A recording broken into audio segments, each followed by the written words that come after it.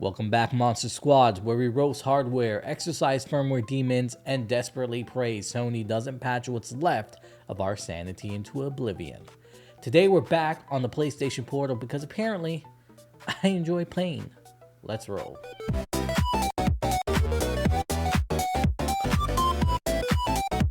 Alright, we started this review like most of my relationships, rocky and full of regret. Before recording, I updated my Portal and my PS5 to the latest firmware because, I'm responsible. Immediately after, the Portal hit me with my favorite party trick. You have no PS5 linked to this account, you idiot. My PS5 is literally less than 6 feet away. It's on, it's logged in, my account is active. Don't gaslight me, Sony. So I relinked my PS5. Cool, great, I think problem solved, right? No, the moment I start recording, it calls me an idiot again. After aggressively mashing settings like a toddler on caffeine, I finally found the culprit. You see, I have a Pinlock and parental controls enabled. Two fixes exist. So number one, you can disable the Pinlock, but that's not happening because I have kids who think settings is a playground. Or you can enable this new setting called automatic login to PS5. I turned on automatic login and bam, the Portal behaves. Now, it prompts the passcode on the Portal and not the PS5, which was one of my biggest complaints since launch. Gotta love progress.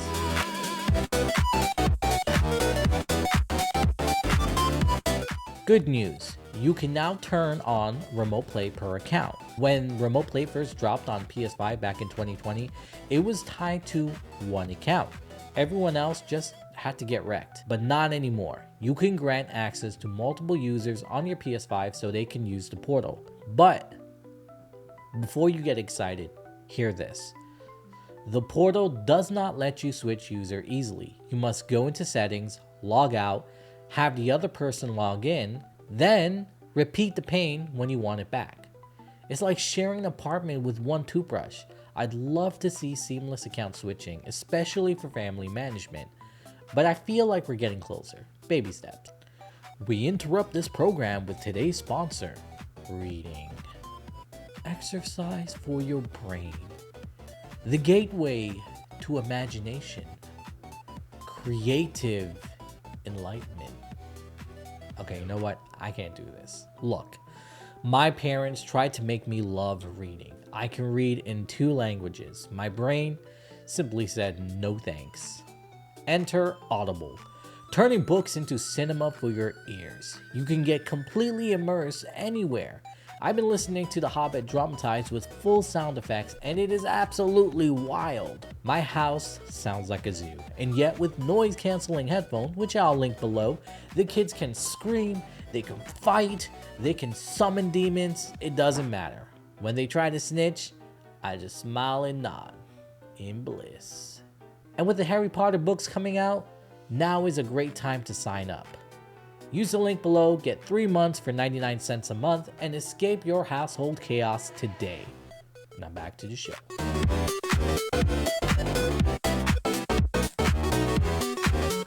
Bluetooth headphones still don't work. Sony said, latency, no thanks. And honestly, fair. It's already a streaming device. Adding Bluetooth lag on top would feel like gaming on dial-up. So instead, they use PlayStation Link.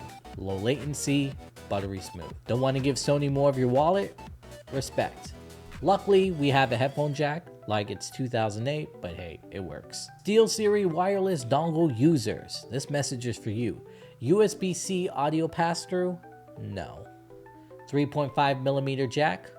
Yeah. So if you have a SteelSeries headset that has that USB Type-C dongle that you can plug into PlayStation 5 or whatnot, it's not going to work on the Portal. If your SteelSeries also allows you to connect to a device through the headphone jack, then you can use that. I tried the SteelSeries, the Beat Studio 3, my Sony XM5, my Sony MDR V6, and most sounded like music being played from inside of wet socks. The MDR V6 was the only one that was slightly vibing. Don't expect great sound quality, even with headphones with the Portal.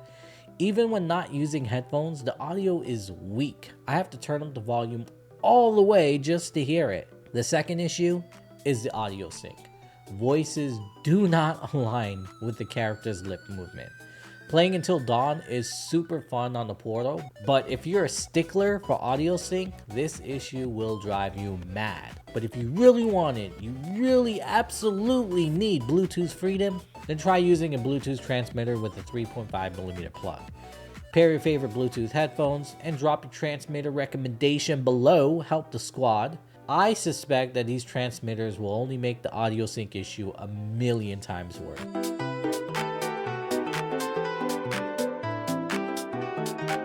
This was my number one complaint at launch. No streaming PS Now games. Tried it before, error, sadness, tears. Now it works. Was in beta, now it's fully supported. But latency is still high, like grandma reacting to a jump scare high.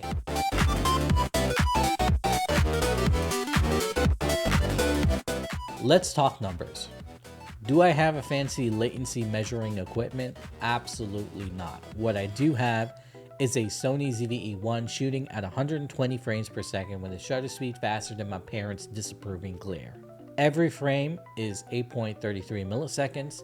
Count frames until character reacts and multiply. So Astro took 12 frames to jump, that's about 100 milliseconds. Joystick movement is about 117 milliseconds.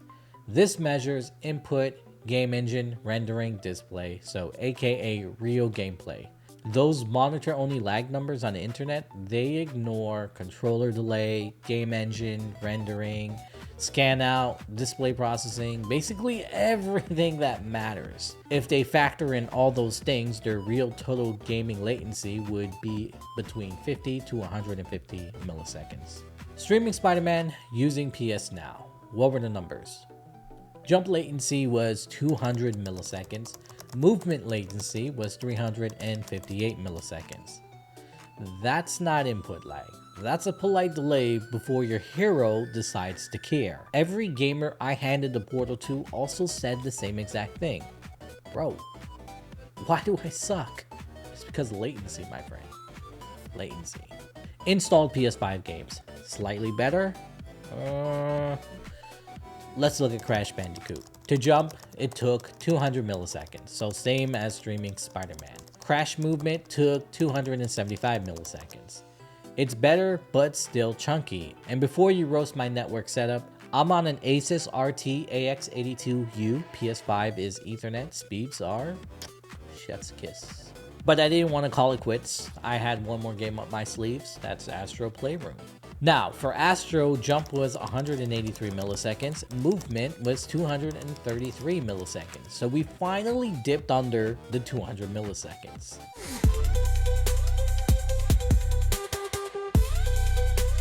Most players can detect 50 millimeters of lag, so yeah, you're gonna feel this thing like a pebble in your shoe.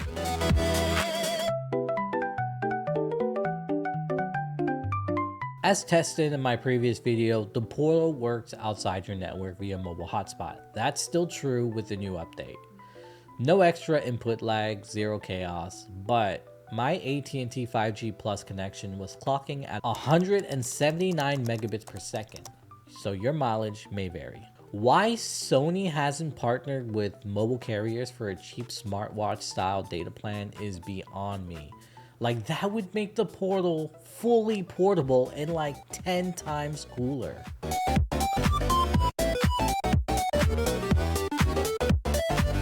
There's no escaping it.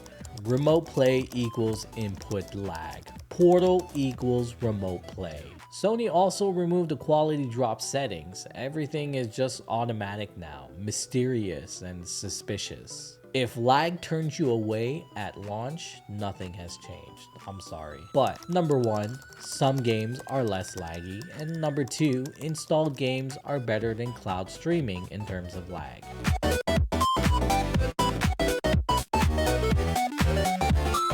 When game streaming was still in beta, there was a frustrating bug with the virtual touchpad.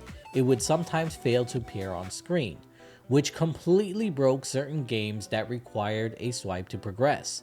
When that happened, your only option was to reset the Portal to get the touchpads back. Now that we're officially out of beta, the virtual touchpads work 100% of the time. I've played 50 PlayStation Now titles on the portal, and overall, it's been a blast. There are still a few hiccups, like the occasional buffering issue that causes brief stutters. I found that simply letting go of all buttons and leaving your character still for about a minute usually clears it up. Input lag is noticeable and can sometimes lead to odd moments like getting stuck between a wall and another character, but you quickly adapt and you learn how to offset for the delay. Despite those minor flaws, I genuinely enjoyed playing all 50 games on the portal. I used to consider canceling my PlayStation Now subscription, but being able to play on the portal completely changed my mind. It's a game changer.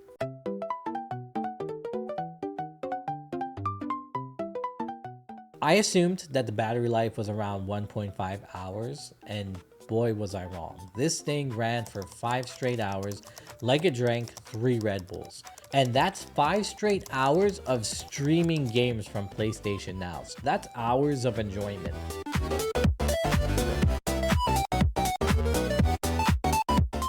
After 2 years of updates, I've grown to appreciate the portal. Sony actually listened to complaints. At launch, no streaming PlayStation Now, trash. That was the genuine consensus. 2 years later, we heard you. Have fun, guys. This is why I love this company sometimes. For $200, the portal makes so much more sense now. When Sony killed the PSP line, I was devastated. The PSP is forever tattooed on my childhood memories. It was my first handheld window to the internet, and it was the gateway to the internet for a lot of you guys who had to do research. Fun fact, my cousin bricked his PSP more times than I can count by doing his research. Sorry, cuz. I love you. I didn't mean to put you out there. I want the portal to evolve into its granddaddy, the PSP. Sony, if you're listening, please give us lower input latency, streaming apps like Netflix and YouTube, and multimedia features like loading our own tune and listening to our own songs while we gameplay. Carry the lineage. Become legendary. And that's the vibe, Monster Squad. If the portal ever made you play like your controller is submerged in jelly, drop a comment with your worst lag. Smash that like button like you're trying to reduce input latency, and hit subscribe for more big monstrous reviews. Stay hungry, stay beastly, and I'll catch you in the next one.